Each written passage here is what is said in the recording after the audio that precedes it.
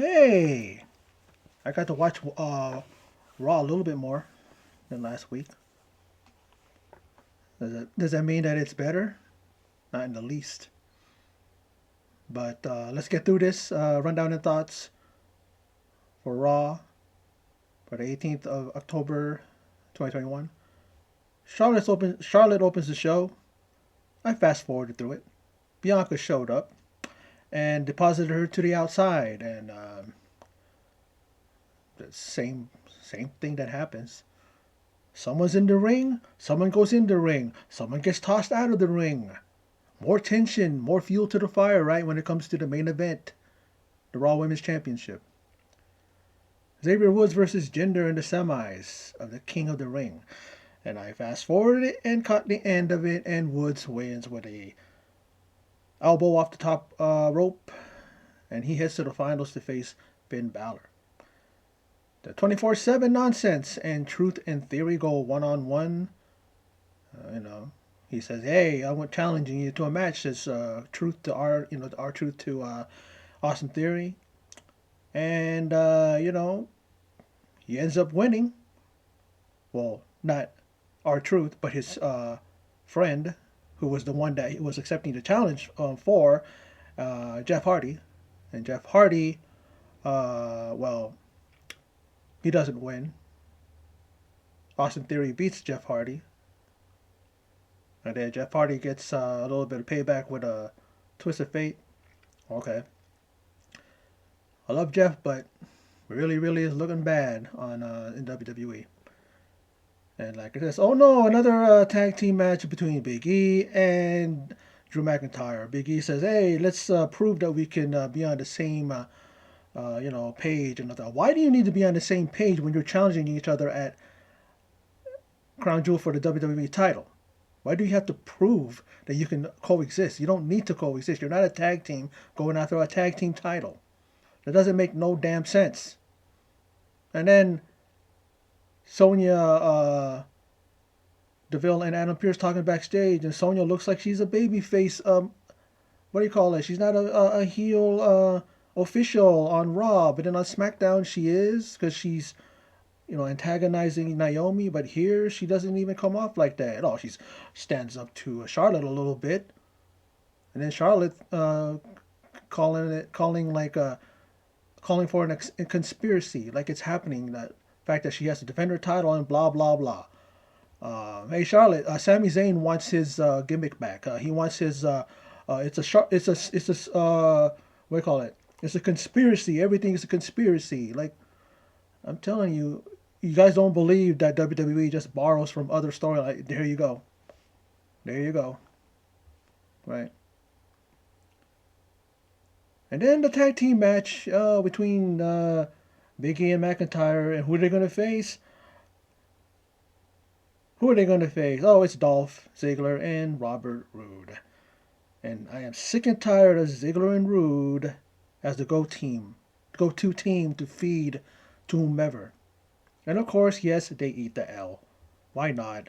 That way, you leave Big E and Drew McIntyre in the ring, and they congratulate each other, but then they get in each other's face, and they say that I'm gonna beat you, you're gonna beat me. No, watch, wait and see, wait and see. That's what they call it. Big E said, wait and see, and then Drew McIntyre goes out the ring. He pulls him to the, turns him around and goes, and then says the same thing. I'm gonna beat you. Wait and see. Didn't you just say that, Big E? Why didn't you just let Drew McIntyre go?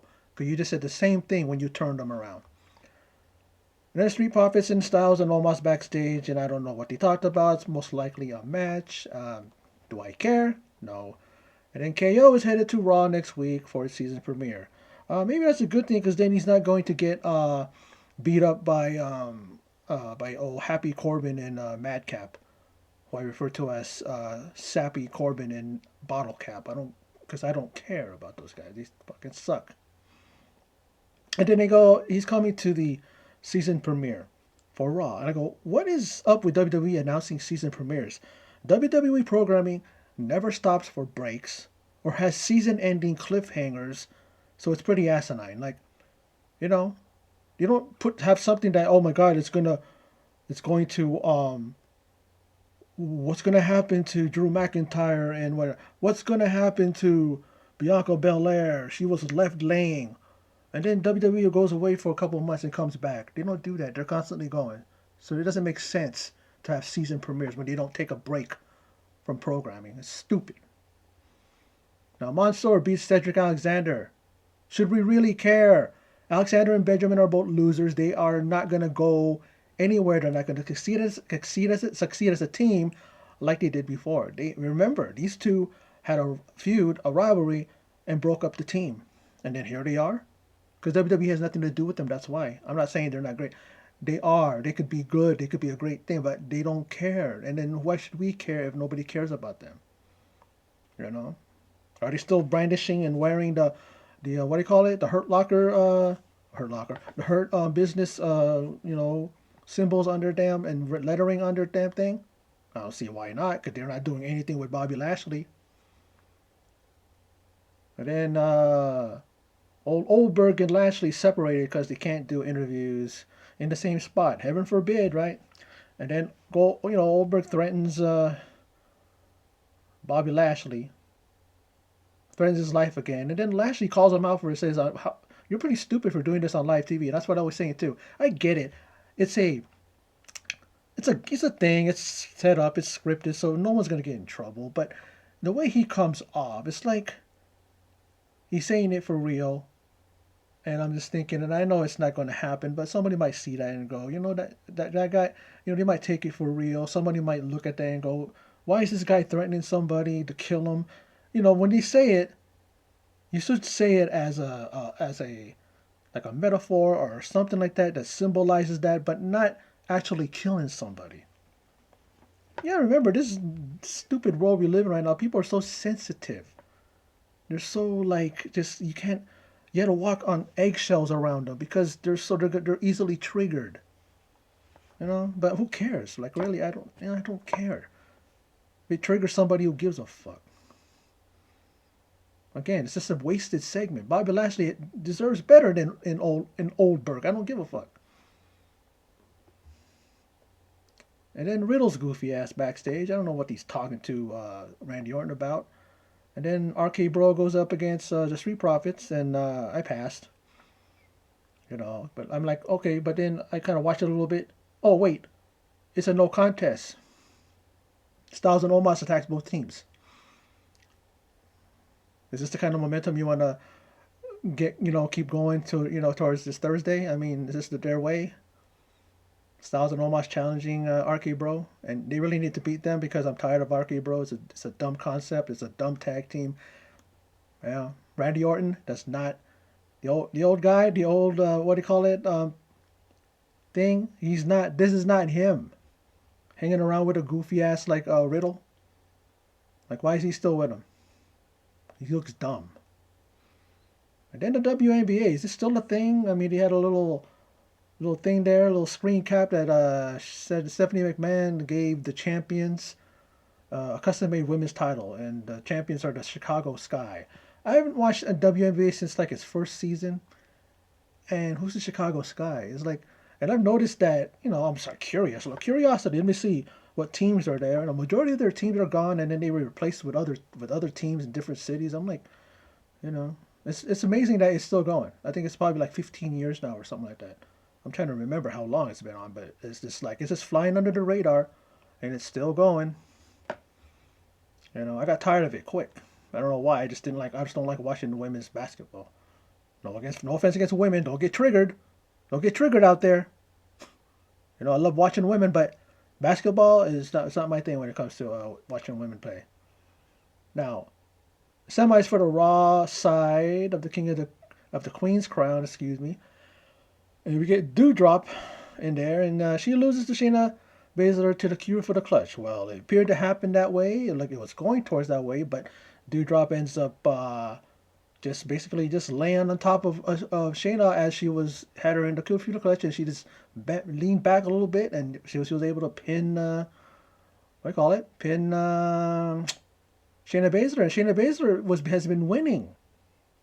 But I guess in the recent few weeks, but I guess when it comes to the important thing of, I don't know, winning a semi so you can go to the finals of the Queen's Crown, and she loses. An important match, and she loses the match. She back to now being a loser again? Just great booking there, WWE. You really are pushing Shayna Baszler seriously, right? No, I don't think so. And then you have Zelina Vega the whole time there. She puts the crown on, she puts the robe on, and these doofuses on commentary saying, "Isn't that like a omen, a bad omen to wear that stuff right now?" And I'm going, they've been doing that for the last few weeks, and you guys don't say shit about that. Now you want to say that? Yeah, that's actually a thing that people talk about and say. Don't touch the championship. Don't touch the trophy. Don't go near it. Don't even look at it because that's a bad omen and you won't win. But I don't know. Maybe Doudrop will win it. She'll pull this off. But like I said, I don't know if I want her to because I'm a fan of hers. But also, it's the first time. Because guarantee you, unless WWE does something about it, this is not going to lead anywhere. Like the King of the Ring has not led to anything in the past. I don't know how long, 20 years since it meant something. Since you saw it, a one night tournament on a pay per view, which was great. You see Bret Hart go through 4 matches to become King of the Ring. You see Stone Cold Steve Austin, of course, with the birth of Austin 316, Owen Hart becoming the king. And they went on and did something with it. Here it's just like, oh, and then what happens when the guys become king?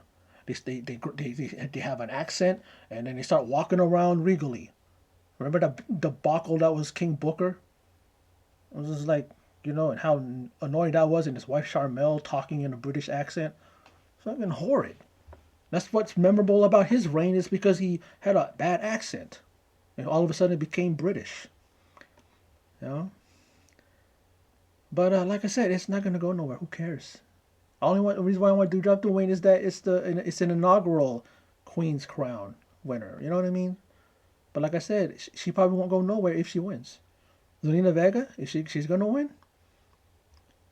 Now, backstage, Nikki and Rhea meet with the EST Bianca Belair, and I fast forwarded a little bit, and then they're like, and I'm like going, what did they talk about? I don't know, I don't care. I've had it up to here with talk segments. I seen Bianca with a hat. I think maybe Nikki gave her a Raw hat. Welcome to Raw. Goofy. And then now Balor faces Mace. And I wish somebody would mace me in the eyes because I'm tired of seeing Mace in the ring trying to look intimidating. The dude looks just like he's tall. He's got a build on him, but the guy's lanky looking. Is he really that scary looking? Does he really emit or give off the aura of a scary guy in the ring?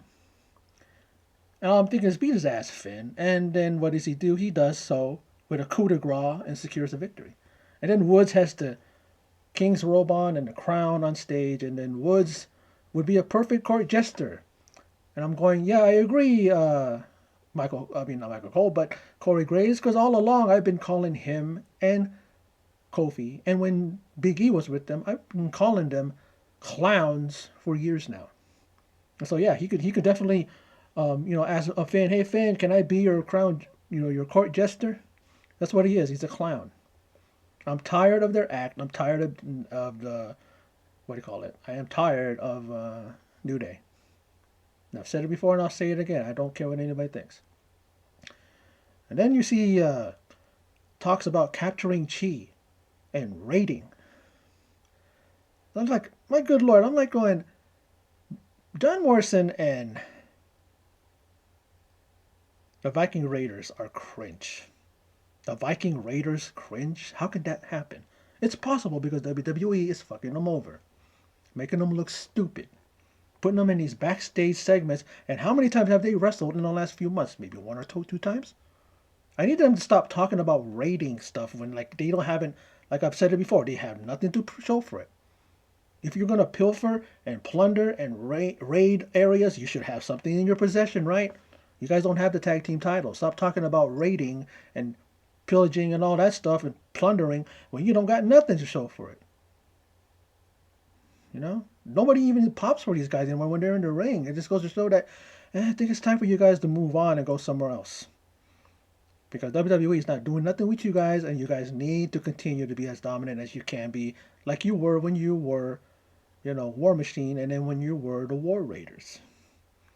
But God forbid we say war, so they changed it to Viking Raiders. Like, and then the main event for the Raw Women's title, and who won? Who is the new champ? Is Charlotte's still the champ?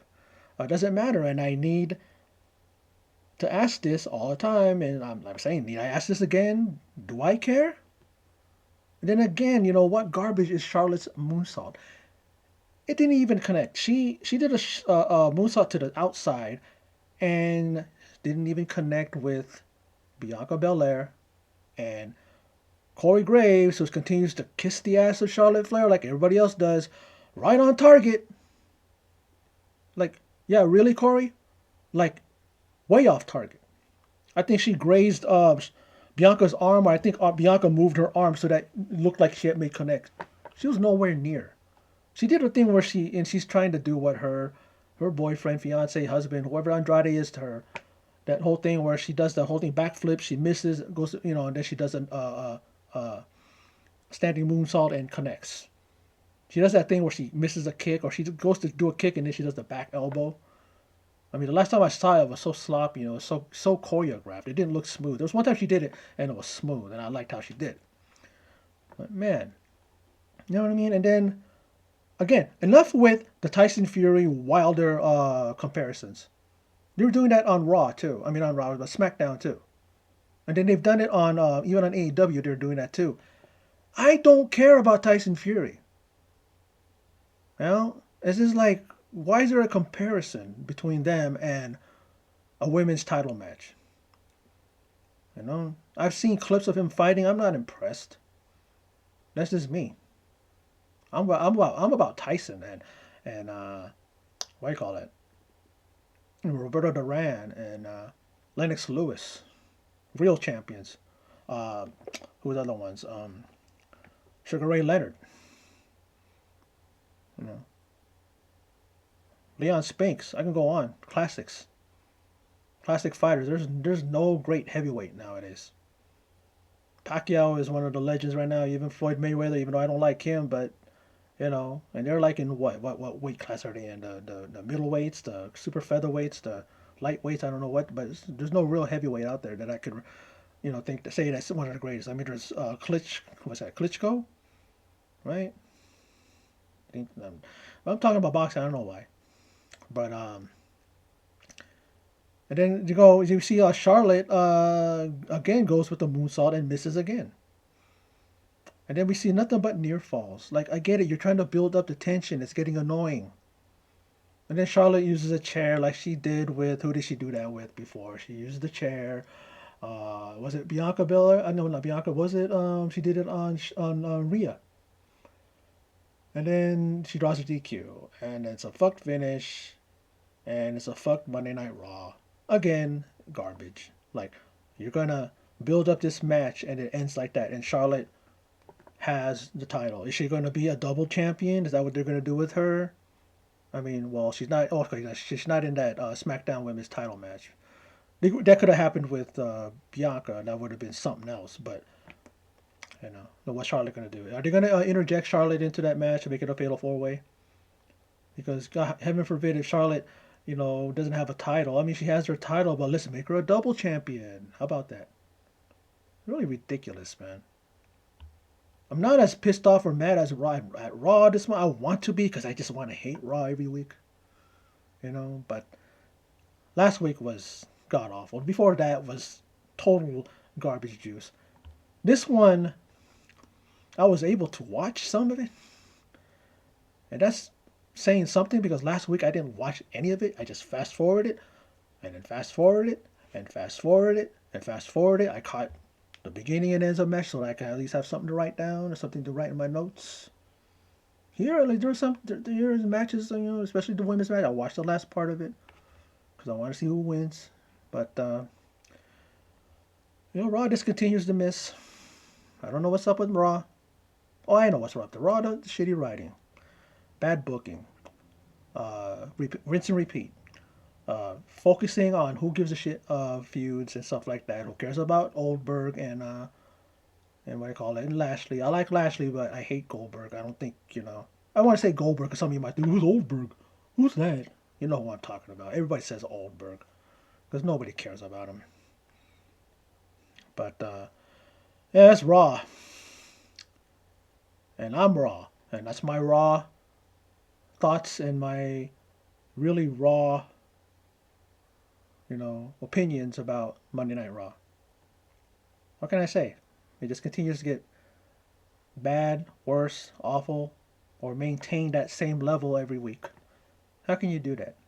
I want to start this week off with a good, wrestling show, and I guess I'm gonna have to wait till 2.0 NXT tomorrow. Maybe I'll go with AEW Dynamite. Oh, well, it's not gonna be on Saturday. Thursday, go with NXT UK. NXT UK is always like this, never fails. Maybe I'll wait for SmackDown or I'll wait for Rampage. They've been shit in the bed too. They've been awful as well.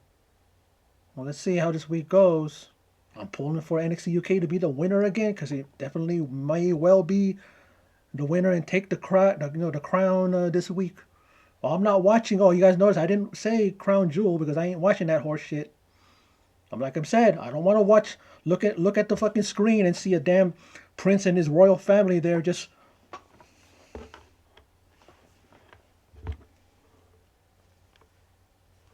While their kids are jumping around and bouncing around and actually looking like they enjoy it. I can't stand looking at that royal family that in Riyadh, Saudi Arabia, and acting like looking like they don't give a fuck, and not looking like they probably don't give a shit.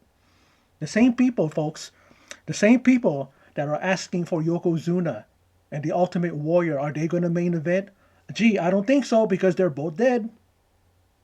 How about this and that? I bet you anything they're the ones that asked for Goldberg and the Undertaker. And look what happened there. Undertaker almost got his neck broken by that old idiot.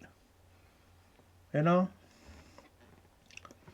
whatever, man. Like, I'm just done. I'm done with this video and I'm going to just end it. So for those of you who stop by and check this video out, I appreciate it. And in closing, as always, take care.